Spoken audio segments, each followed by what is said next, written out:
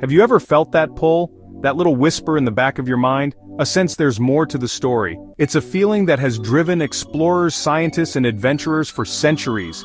We stand on the edge of a map looking into the blank spaces, and we can't help but wonder what lies beyond. Some stories don't have an ending.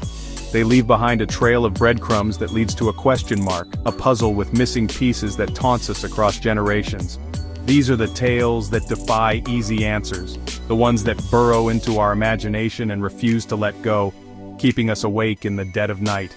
These aren't just campfire stories or fictional thrillers, they are real events, involving real people, that have stumped the brightest minds. From a colony that vanished into thin air to a ghost ship found sailing with no crew, these mysteries are history's great cliffhangers. They challenge our understanding of the world and our place in it. They remind us that for all our technology, for all our progress, there are still shadows where the truth hides. The world is full of secrets, and sometimes the search for answers is the greatest adventure of all. Are you ready to dive into the unknown? It's one of the first great mysteries of the New World. In 1587, over 115 English settlers set out. They were led by Governor John White. They established a colony on Roanoke Island, off the coast of modern-day North Carolina. They were looking for a fresh start, a new life, including the first English child born in the Americas, Virginia Dare. Supplies ran low, tensions with local native groups were rising. John White faced a difficult choice. He sailed back to England to gather more resources, promising to return. He couldn't keep that promise. War between England and Spain delayed him for 3 long years. When he finally returned in August 1590, on his granddaughter's 3rd birthday, he found nothing. The entire settlement was gone. Houses had been carefully dismantled, not violently destroyed. No signs of a struggle, no bodies, no graves. The colonists had vanished, as if into a mist. The only clue was a single word carved into a wooden post of the fort, Croatoan. Nearby, another carving read CRO. It was a strange, unsettling discovery in the silence of the abandoned settlement. Croatoan. What did it mean? It was the name of a nearby island, now Hatteras Island. It was also the name of a local tribe known to be friendly with the English. But the search was doomed from the start. A powerful storm brewed. With a heavy heart, John White sailed back to England, never to see his family again. The mystery endures. Imagine you are sailing the vast, empty expanse of the Atlantic Ocean. In the distance, a silhouette. Another vessel, a brigantine, drifting aimlessly. Sails partially set, tattered cloth flapping. The ship moves erratically off course. You close the distance, and something is wrong. No one at the helm, no one answers your hails. This is what greeted the crew of the DEI Gracia on December 4, 1872. The ship, the Mary Celeste, completely deserted. It had sailed from New York a month earlier, bound for Genoa, with a cargo of denatured alcohol. The Mary Celeste was in surprisingly good condition. Seaworthy hull and rigging, not taking on water, cargo largely untouched. Below deck, crew personal effects left in cabins, clothes, chests, money, stores, 6 months of food and water, one glaring absence. The ship's longboat was missing.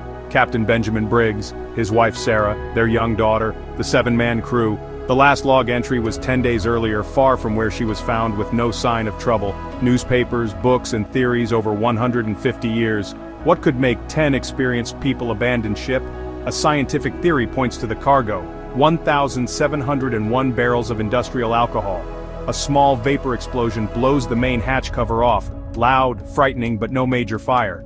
If the tether snaps, the longboat drifts away as the Mary Celeste sails on, leaving the longboat's occupants lost at sea.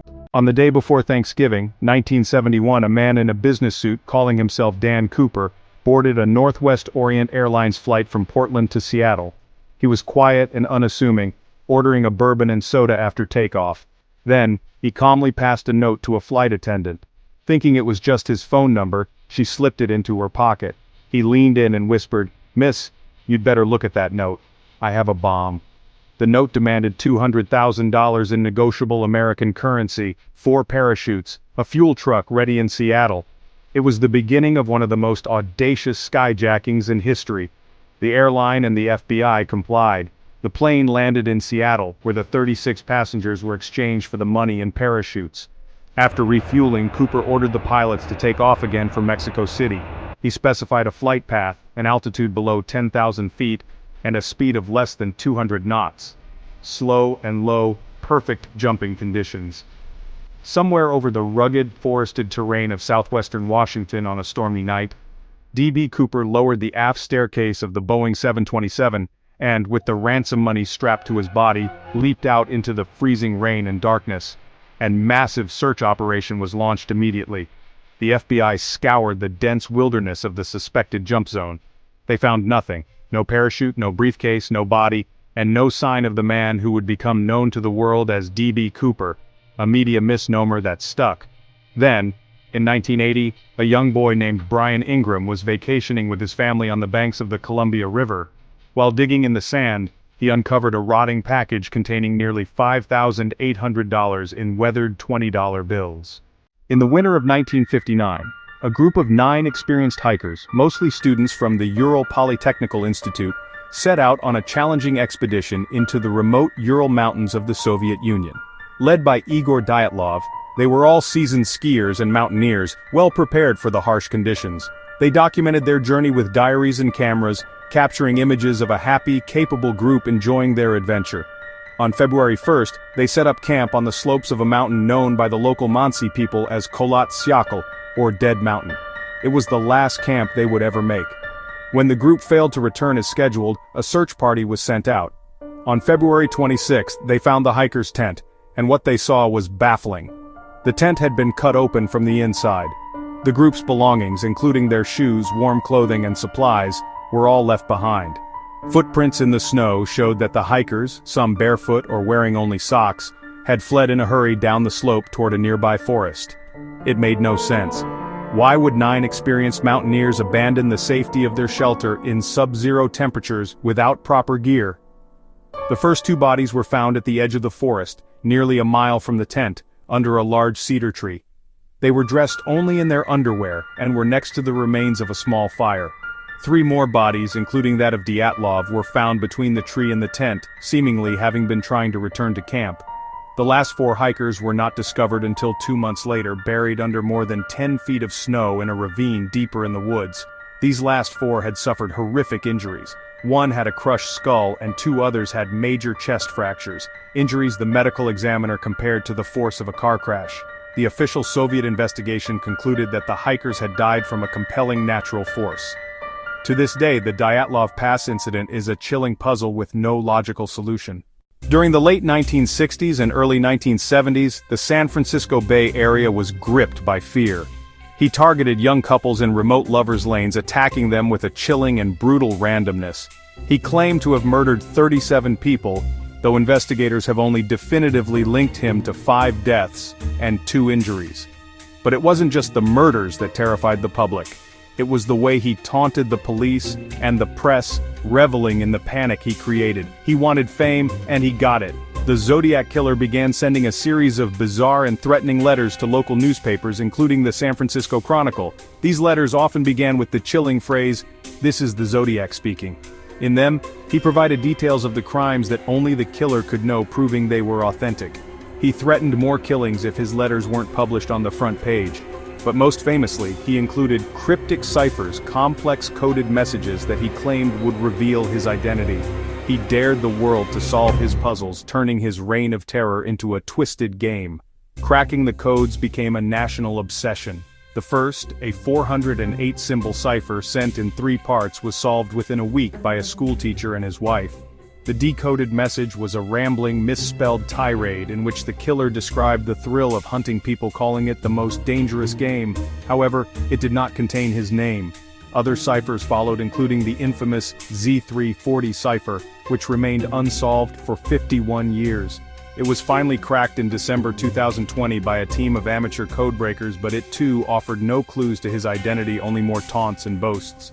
Despite a massive investigation involving thousands of suspects, the identity of the Zodiac Killer has never been confirmed.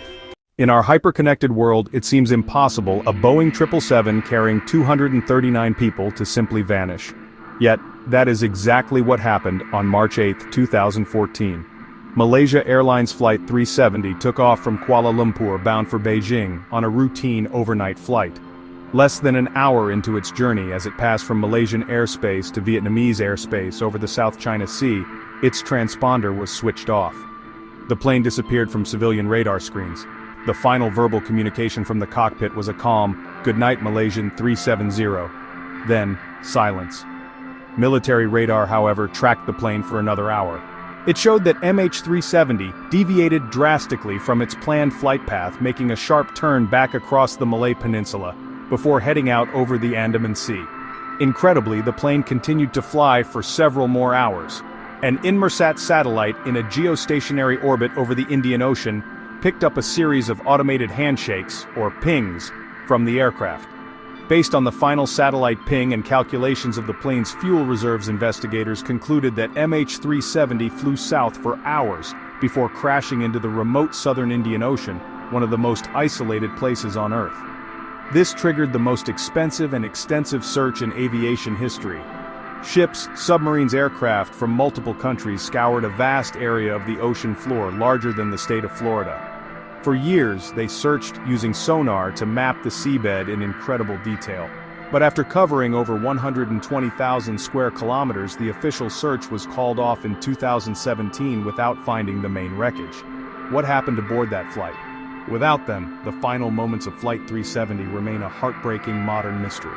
On a summer night in 1977, astronomer Jerry Amon was doing what he always did, poring over data from the Big Ear radio telescope at Ohio State University. This telescope was part of the search for extraterrestrial intelligence, or SETI, scanning the skies for signals that couldn't be explained by natural phenomena. As he looked at the printouts from August 15th, his eyes locked onto a startling anomaly. A powerful narrowband radio signal had been detected coming from the direction of the constellation Sagittarius. It lasted for 72 seconds, the full duration the telescope could observe that patch of sky, and it was incredibly strong, over 30 times louder than the background noise of deep space. The signal was exactly what SETI researchers were hoping to find. It had all the hallmarks of a potential artificial extraterrestrial broadcast. Natural cosmic sources like pulsars or quasars usually emit signals across a wide range of frequencies. This signal, however, was tightly focused on a narrow band around 1,420 megahertz. This frequency is significant because it's the natural emission frequency of hydrogen, the most common element in the universe. Scientists have long theorized that any intelligent civilization trying to communicate across interstellar distances might use this cosmic water cooler frequency as a universal beacon. It was a perfect candidate for a message from another world. Amon was so astonished by the data that he grabbed a red pen and circled the alphanumeric sequence representing the signal's intensity, 6 EQUJ5. In the margin, he wrote a single emphatic word, "Wow." The name stuck. The discovery caused a sensation in the scientific community. Astronomers immediately turned their telescopes back to that same region of the sky, hoping to detect the signal again. They listened, and they waited, hoping for another whisper from the stars. But the whisper never came. The signal has never repeated. From a lost colony to a lost airplane, from a phantom killer to a whisper from the stars, they are holes in the fabric of our history, loose ends in the narrative we tell ourselves about the world. They resist easy answers, defying our logic and our technology. They are humbling reminders that despite all our knowledge, the universe is still vast and full of secrets. We have mapped the globe, sequenced the human genome, and peered back to the dawn of time, yet we still can't say for certain what happened to 115 colonists on a remote island 4 centuries ago. This is precisely why these stories fascinate us. They appeal to the most fundamental aspect of our nature, our curiosity. An unsolved mystery is an invitation to think, to speculate, to imagine. It's a puzzle waiting to be solved, and we are all potential detectives. We sift through the evidence, we debate the theories, we hold out hope that one day, a new clue will emerge, a forgotten document will be found, or a new technology will finally shed light into the darkness. The search for answers connects us to the people who came before us, and to the very act of exploration itself. The disappearance of MH370 plays on our modern fear of losing control in a world we believe to be perfectly mapped and monitored. The Zodiac Killer embodies the terrifying idea of motiveless random evil. The Mary Celeste is a classic ghost story come to life, a tale of the eerie and the uncanny on the lonely sea. The wow signal taps into our profound existential hope and perhaps fear that we are not alone in the universe. These stories are more than just facts and figures, they are modern myths that reflect our own anxieties and aspirations. So, Why will these stories keep you up all night? It's not just about the spooky details or the chilling circumstances, it's because they open a door in your mind. They force you to ask, what if? What if we're missing a fundamental piece of the puzzle? What if the truth is stranger than anything we could possibly imagine? The world is not a closed book. There are still blank pages, and there are still chapters left to be written. And perhaps the greatest adventure lies not in finding all the answers, but in never losing the courage to ask the questions. What mystery will you try to solve?